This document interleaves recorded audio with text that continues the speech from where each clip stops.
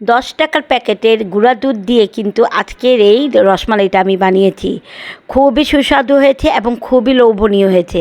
আর আপনারাও কিন্তু অনেক এই টিপসগুলো ফলো করলে আপনাদের রসমালাইও খুবই ভালো হবে। দেখুন কতটা লোভনীয় হয়েছে দেখেই মনে হচ্ছে। আর এটি বানাতে কিন্তু খুব বেশি খরচ হয়নি, খুবই অল্প খরচে আমি এটা বানিয়ে ফেলেছি। কতটা সফট হয়েছে আপনারা দেখেই বুঝতে পারছেন। আপনারাও কিন্তু খুবই অল্প উপকরণ দিয়ে এটি ঘরে বানিয়ে ফেলতে পারেন। আর ভিডিও ভালো লেগে থাকলে অবশ্যই লাইক কমেন্ট শেয়ার করতে ভুলবেন না। চলুন দেখি ছোট একটা ইন্ট্রোর পর কিভাবে বানানো যায়।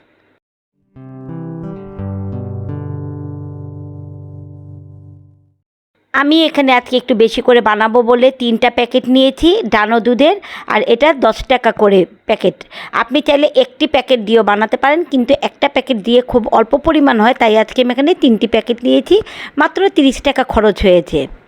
3টি প্যাকেট আমি ঢেলে এর মধ্যে হাফ চা চামচ বেকিং পাউডার দিচ্ছি এবং হাফ চা চামচ আমি ঘি দিচ্ছি। এই ঘিয়ের সাথে ভালো মতো গুঁড়া দুধটাকে ভালো মতো হাত দিয়ে মিক্স করে নেবেন, ঘিটা যেমন সব দিকে ভালো মতো লেগে যায়। অবশ্যই এই কাজটা ভালো মতো করতে হবে, ভালো মতো মিক্স করে নিতে হবে, যেমন ঘিটা গুঁড়া দুধের সাথে সব জায়গায় ভালো মতো লেগে থাকে। একটা ডিম ফেটিয়ে নিয়েছি, আমি এখানে অর্ধেকটা দিয়ে ডো রেডি করব। একটা স্টিকি একটা ডো রেডি করতে হবে। আপনার ডোটা যদি খুব বেশি নরম হয়ে যায় তাহলে সামান্য একটু গুঁড়া দুধ দিয়ে আপনি আবারও একটু ডোটা রেডি করে নেবেন। ডোটা আমার রেডি হয়ে গিয়েছে। ডোটা খুব শক্তও করবেন না, খুব বেশি নরমও করবেন না। এই পর্যায়ে 10 মিনিটের জন্য রেস্টে রাখলে এটা পারফেক্ট হয়ে যাবে। হাতে একটু ঘি মেখে আমি ডোগুলোকে ছোট ছোট বলে মিষ্টিগুলো তৈরি করে নিচ্ছি। ডোটাকে 10 মিনিট রেস্টে রাখলে আপনার যে স্টিকি একটা ভাব থাকে সেটা আর থাকবে না, হাতে লেগেও থাকবে না। এবং বলগুলো করার সময় অবশ্যই একটু হাতে ঘি মেখে নিলে তাহলে আপনার বলগুলো খুব সুন্দর হবে। দেখুন কতগুলো মিষ্টি হয়েছে। এখন আমি হাফ লিটার দুধ নিয়েছি, এর মধ্যে 2টা এলাচ চিড়ে দিয়ে দিয়েছি। এখন এর মধ্যে 1/3 কাপ আমি চিনি দিয়েছি। এখানে আপনারা আপনাদের স্বাদ অনুযায়ী চিনি দিতে পারেন। এটাকে খুব বেশি আমি জাল দিব না। দুধটা একটু বলক চলে আসলেই আমি মিষ্টিগুলোকে এই দুধে জাল করে নিব প্রায় 12 থেকে 15 মিনিটের জন্য। আমি মিষ্টিগুলোকে দুধের মধ্যে দিয়ে দিচ্ছি। এখানে আপনাদের আরেকটা টিপস বলতে চাই, মিষ্টি তৈরির জন্য সবসময় একটু বড় হাঁড়ি ব্যবহার করার চেষ্টা করবেন। দেখুন আমি হাফ লিটার দুধে আমি কত বড় একটা হাঁড়ি নিয়েছি। ছোট হাঁড়ি নিলে চাপাচাপিতে মিষ্টিগুলো ভেঙে যাবে। প্রায় 12 থেকে 15 মিনিটের জন্য আমি ঢাকনাটা দিয়ে আমি মিষ্টিগুলোকে জাল করে নিচ্ছি। ঢাকনার ফুটাটা অবশ্যই একটু বন্ধ করে নেবেন। দেখুন মিষ্টিগুলো কতটা দ্বিগুণ হয়ে গিয়েছে ফুলে।